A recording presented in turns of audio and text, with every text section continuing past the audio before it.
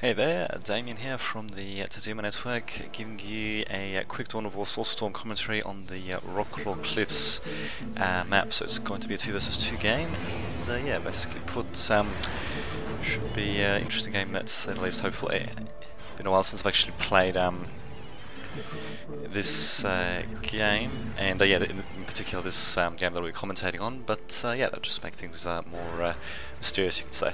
So yes, at the top left we've got the first team, which consists of someone or other. Might just need to change the options, and there we go, just needed to change that for that other video. There we go. So we've got Captain OK as the Tau, and myself, Flightman 2009, as the Dark Elder, and at the bottom right we've got Topham 276 as the Elder, and Owain Evans as the Eldar as well. So interesting that we have two Elder players playing against us. Might be a bit of a tricky game, but what the hell, I'll just see what happens.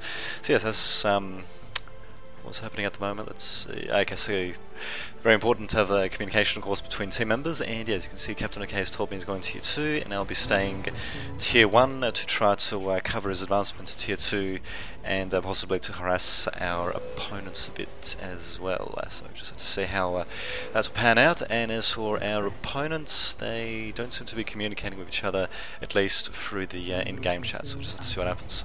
So yeah, stuff, we do have couple of early Guardian squads coming out. Actually, I haven't seen anything else come out for Owain, although he does have Warlock attached to one of them. So, oh, there we go. There's a second squad, and this squad doesn't yet have a Warlock attached. So, interesting heavy Guardian squad start there for that guy. And Topham is also starting with Guardian squads as well. Interesting. Now that can work, provided that you properly upgrade them. And yeah, provided that they're probably supported with other troops, but it can be very tricky to make happen though. You have to really be on top of your micro, because yeah, I did try to go heavy Guardian squads, well, exclusive Guardian squads a couple of times, and actually didn't work too badly, but I really needed to get something else to support the Guardian squads, or to get the Guardian squads to act in support of something else. And yeah, needed to mark them a bit better and use their abilities to the fullest. But yeah, unfortunately didn't quite do that, and yeah, got screwed over. But we'll see how our opponents will be doing instead. So yeah, as you can see, I'm advancing forward my Mandrakes, and yeah, it looks like I've also got a full squad of, well, full Archon retinue there. So we've got not bad. It's got a couple of Incubi there as well, and also using the Animus Vitae ability on that Guardian squad. One could say it might have been a bit of a waste actually, but the thing is, they've only got Guardian squads on the field, so it's not like as if there's an important squad to use that ability on here. As you can see, opponents here really need to do a much better job in marking their troops there. Letting their Guardians get into close combat like this is a very, very bad move on their behalf, to say the least. So kind of crappy. So yes, while they're busy slicing and dicing there, we'll just talk a bit about what's been happening. So with the channel and all that. So yeah, basically, I actually moved to a new place in November, but yeah, unfortunately due to various delays, I wasn't able to get my own proper internet connection until Wednesday, basically, of this week. So yeah, basically I was sharing a connection. Fortunately, yeah, I managed to share internet connection with my dad, because yeah, I moved into a unit that was close to his, but yeah, it wasn't really that great of a connection since it was shared over the wireless at a bit of a distance. But yeah, thankfully I did eventually get my own net connection, although my God, the amount of delays I've faced, and the order itself was even cancelled on the day. I mean, what the God knows how that managed to happen, but oh well, what can you do? I suppose that's what happens when dealing with a company like Telstra that's got a nice little monopoly of the market, or a near monopoly anyway, although they are starting to lose that. But in any case, yeah, if we just go back to the action that's happening here, we have warriors for some reason getting into close combat, I think with Guardians. Interesting. Well, the Farce here, who's also attached to a Guardian squad, is getting into close combat with the Archon squad, so very interesting thing to do there. So yeah, Archon squad's retinue being wiped out there, but the Archon himself surviving, and yeah, basically living to fight another day. Though Owain Evans not exactly doing too well though, to say the least. Leaving his squads out like this. So yeah, clearly it seems that we're facing a bunch of newbies. Actually, I might just close this. There we go. Get a little view of the action there. There we go. Down they go. And yeah, they really need to be microing their squads a bit, to say the least. At the very least, they did have the foresight to put warlocks in the guarding squads, in case if I went with cloaked mandrakes, stealth mandrakes. And yeah, as you can see, yeah, they got stealth mandrakes right there, and not really doing our opponents too much good, that's to say the least. Not bad. And as for me, it looks like I'm going onto tier 2 myself, and as for opponents, so there we go, finally getting some supporting troops in, getting rangers without any other upgrades, and finally getting other upgrades for their guardians. Since they were going with exclusive guardians in the first place, they really needed to get those upgrades as quickly as possible. Really a bad mistake on their behalf, but what can you do? And here we go, we actually do have one of our elder opponents trying to go to tier 2 himself, but yeah, unfortunately a couple of stealth squads coming in with fusion blasters, or whatever they're called, to take out these bone singers, and yeah, now they're going to be targeting the soul shrine. If Owen's got any sense at all, he'll of course cancel that before they get destroyed, if only to recoup the resources needed in its construction. So what happens. In any case, yeah, he's instead decided to send in a guardian squad without the attached warlocks. So of course they're not going to have any detection, and yeah, they're going to be dying very slowly and painfully, which kind of sucks. But yeah, finally we are actually getting researches completed for, I think, for both players. I'm not entirely sure though. At the very least, pretty sure that yeah, this Topham guy's got yeah, necessary upgrades, and now that he's actually does have those upgrades, he really should be attaching warlocks as quickly as possible to these guardians, as one of the upgrades is specifically for the warlock, allows them to use various abilities, but only yeah when you have the warlock attached to that squad. And actually, I just noticed, wow, they're actually spamming guardian squads as well now. Wow. And there we go, putting up a Soul Shrine, a bit of a safer area. I'm surprised they're actually not running their squads back to handle these stealth sets. There we go. We finally have one squad coming back from Topham, but they're not even heading in the right direction. Wow. Owen again sending in another squad of guardians. You'll just fast forward actually. Oops. Oh god. And there we go. Now start to approach with my own troops. So mostly to have warriors with Sybarites and Archons, so pretty fancy indeed. And there we go, now finally we have the battle beginning in earnest. Mandrake's coming in. I think they've got the Demonic Blade upgrade, kind of hard to tell though, but I think they do. And wow, actually running into a crapload of fire here. The massed fire of the Guardians and Rangers really doing quite a bit of damage here. Fortunately managing to, wow, actually use soul power. I think it's Screams of the Damned, as well as the I think the Terrafix grenades of the warrior squads, yeah, managing to break the morale of various guardians and all that. But yeah, unfortunately they're a bit too much for me. At the same time though, we do have a bit of a okay, nothing really much happening from Captain OK here. We do have my Homunculus coming in. We want to get him to retreat as quickly as possible. Did at least have the sense to lay down a torch ramp, but yeah, we need to get him to retreat there. I don't really know what the hell I'm thinking. Just letting him stay there. Scourge is also getting torn to shreds.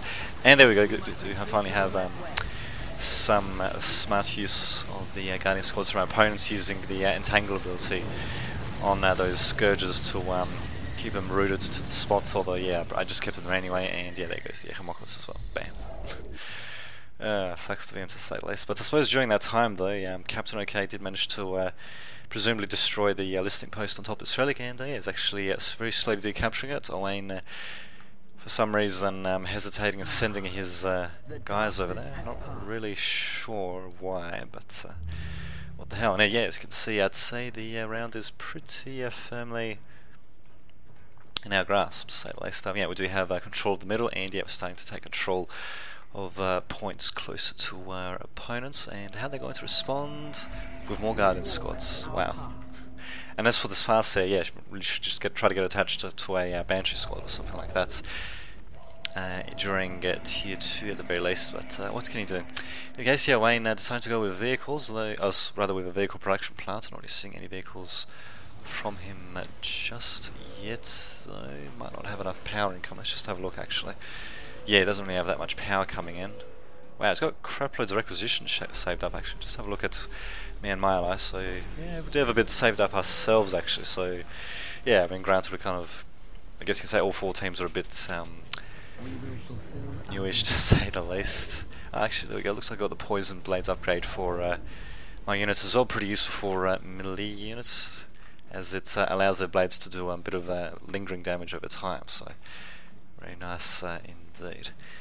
Yeah, just a bit of a Mexican standoff at the moment. I just fast forward a bit. Interesting. The upgrades our allies are getting, and the allies' opponents are getting. In my opinion, yeah, they really should be trying to switch things up a bit. Owain at least has a bit of the right idea, going with a support portal, although the problem is that we do have Barracudas coming in to wreak havoc, and yeah, they also would have noticed the fact that I had a Scourges out as well, which meant that it was at least tier 2 at that stage. So that means any vehicles they deploy, they'd have to be very careful of Scourges coming in to destroy those vehicles as quickly as possible. And wow, that's actually crapload Barracudas by Captain OK. Normally this wouldn't be that much of a viable strategy against, you know, smart players that deploy ample anti-vehicle units, but against against Guardians, they're yeah, pretty much going to tear up base of Owen Evans, to say the least. He is upgrading one of his support platforms with the decannons, so allows for anti-vehicle, and I think might even actually increase the damage against buildings. I don't see that too often, but yeah, in any case, it'll make it a bit more effective against vehicles. The problem is though, is that it's going to be overwhelmed before its upgrade's even finished, and yeah, I mean, it's just all these Barracudas just tearing the crap out of it. And here we go. Finally, I do come in myself with witches. Let's see, any Scourges, you know, mostly just warriors. The Tachimoculus, we have the Archon squads that retinue coming in there, so I don't know where exactly my Scourges are. I probably don't actually have any of that. Oh, there we go, there they are. Actually, I did come out with a Talos of all things, interesting. But yeah, as you can see, we actually were a bit vulnerable during this initial assault to our enemy's vehicles, because from what I can tell, we didn't seem to bring any anti-vehicle troops to the fray during this initial assault. But yeah, unfortunately, as you can see, the opponent, Owain, wasn't able to capitalise on that. Didn't produce a single vehicle, despite the fact that he produced that vehicle plant relatively early. Probably because yeah, he just didn't have the power income he needed to get vehicle production off of the ground, which kind of sucks. But yeah, Owain reduced to creating another webway here. At the very least, he did manage to teleport one of his bone singers out in time. But yeah, that's pretty much just going to delay the inevitable here. I should have been a bit more careful with my troops though. You definitely don't want to send Scourges in like that as frontline troops. Captain OK saying he's rather amused at what's happening here, and we've got reason really. We're well, we're really just tearing the crap out. Look at these massive amounts of Guardians we're facing as well.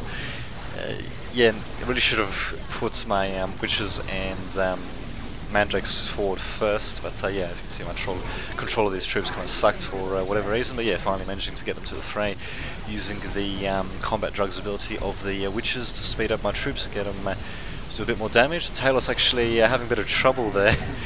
There we go, finally doing a bit of melee damage, but wow, actually just spinning around like that. I think it's having a bit of trouble trying to negotiate this little choke point here for some reason. I'm not entirely sure why, because there are a couple of troops near it that you'd think it could target, but oh well, that's just how it goes, I suppose. We've got another Talos here, which for some reason is engaging in ranged combat, which I suppose I must have upgraded with whatever the hell that is that it's shooting at the moment.